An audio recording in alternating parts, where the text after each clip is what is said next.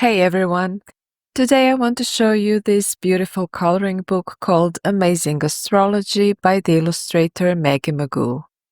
Astrology is such a fascinating topic and I'd love to share a few thoughts on it later, but first let's take a quick flip through the book and see what's inside. This book is packed with illustrations of all the zodiac signs, each designed in a unique and creative way.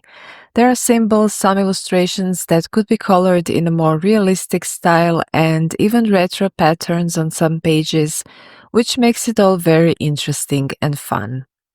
The moment I saw it, I thought it would be amazing to play around with dramatic, very bold colors, maybe add some sparkle with markers or even watercolor. The paper is mainly designed for color pencils and pens, but of course, that won't stop me from using watercolors and even a bit of acrylic. I actually love testing out coloring books this way, so today you'll see me working on a page using mixed media. As you can see, there are 6 different pages for each astrological sign. I've already have colored one of them, it's the Pisces symbol, and today I'll be working on that sign as well. I'm actually a Cancer, but I have a Pisces moon, so I'd say I can definitely relate to this sign. Plus, the illustrator is a Pisces, and we're currently in Pisces season, so it all came together perfectly.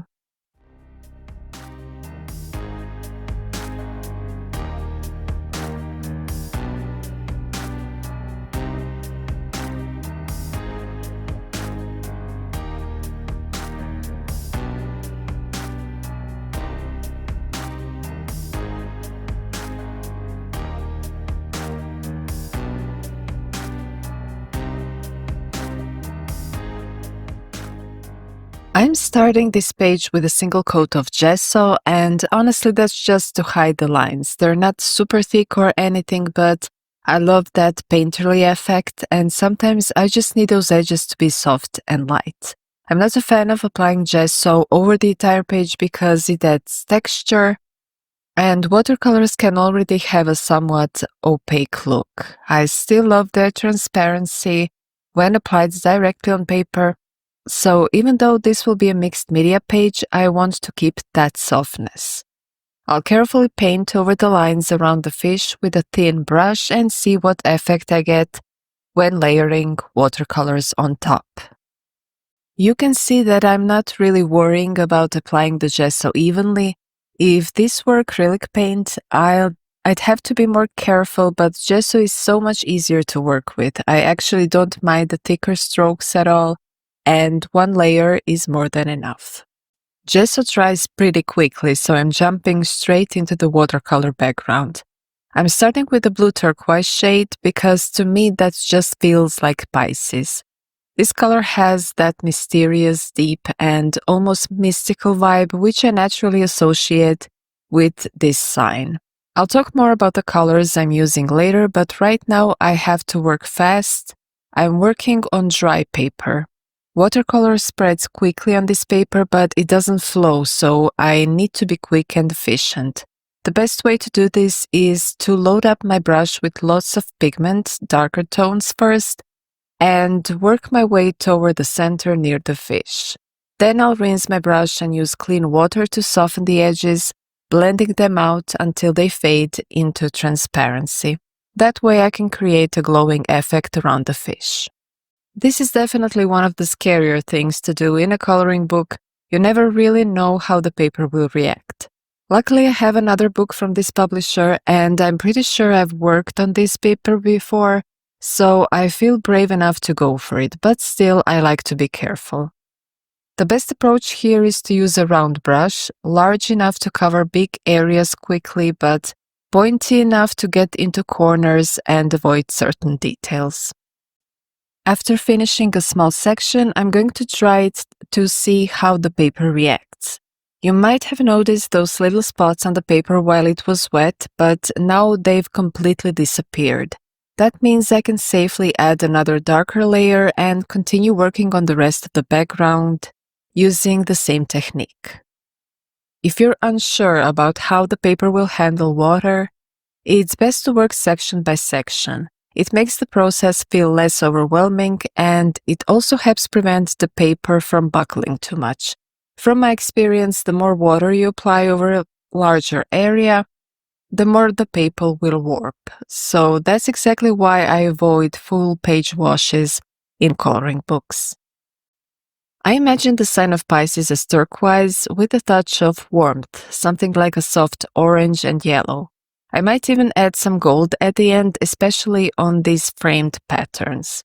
The first page I colored had more of a blue-purple-silver palette, which worked well, but this time I just followed my intuition. I really love adding that little pop of warm colors.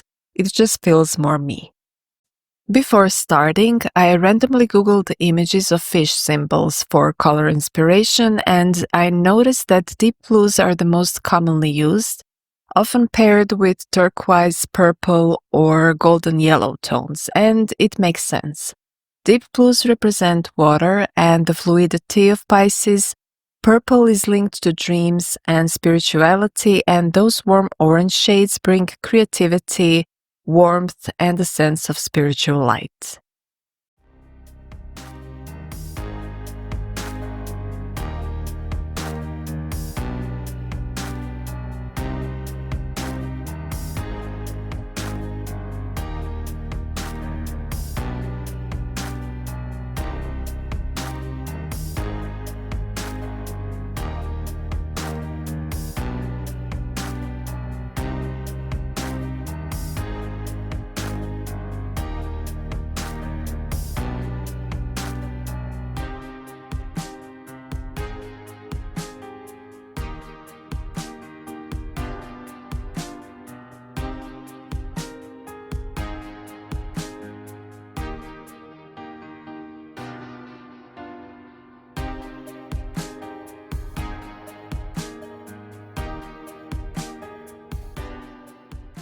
I'll just add some yellow and orange to the fish, but for now, I'm starting with a watercolor base just to see how the colors flow and if it sparks any ideas for the next steps.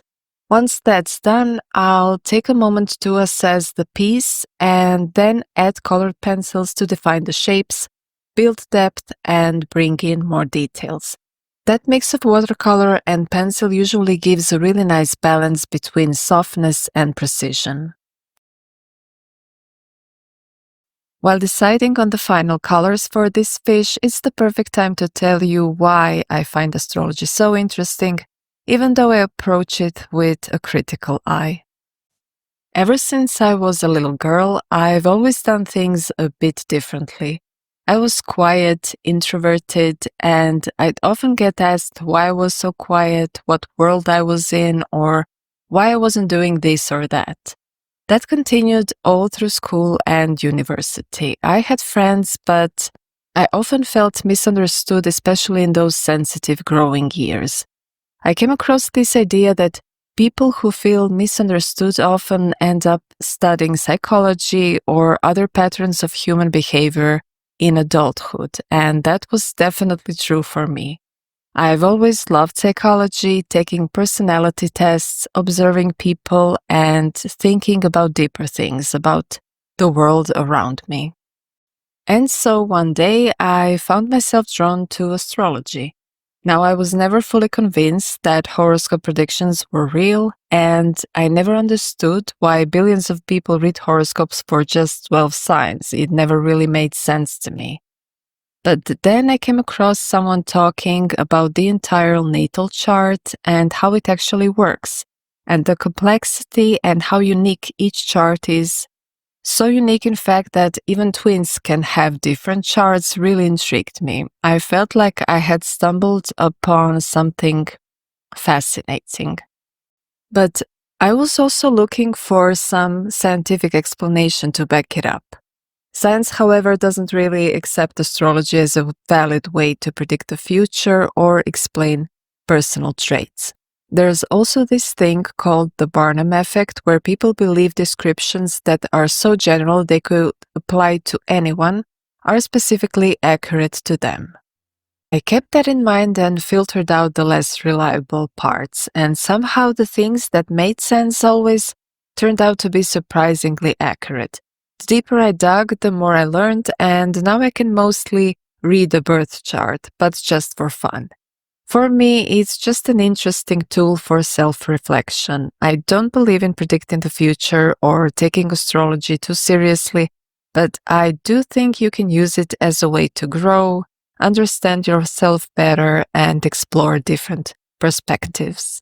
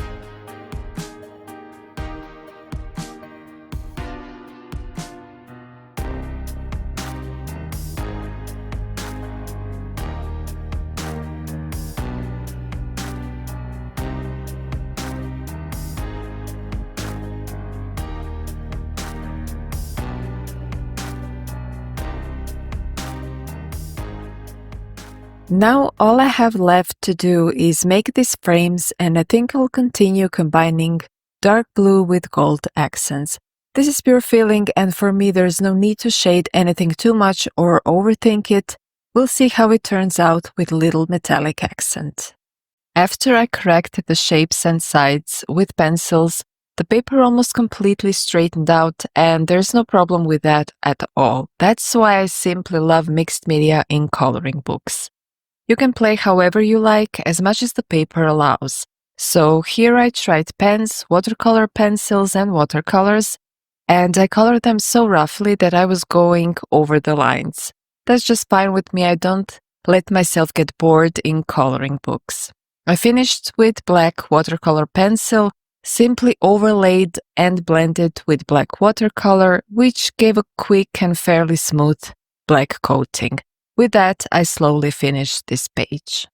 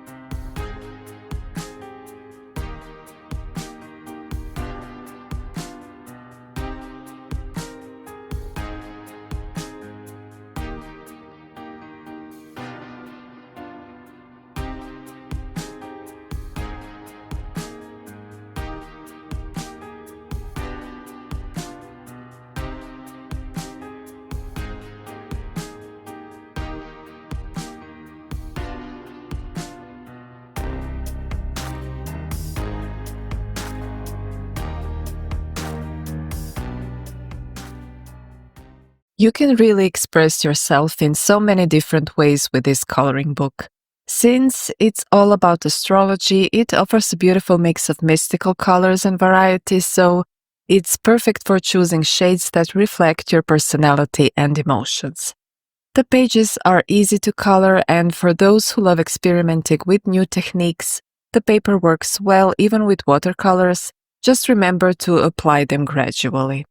If you're using paint, combining it with dry media like pencils is a great way to achieve depth and texture. Each astrological sign has its own unique energy, so I hope you enjoy coloring these stunning and diverse illustrations as much as I did. You'll find all the details about the book and the materials I used in the video description. So let your colors flow and don't be afraid to go outside the lines. Happy coloring!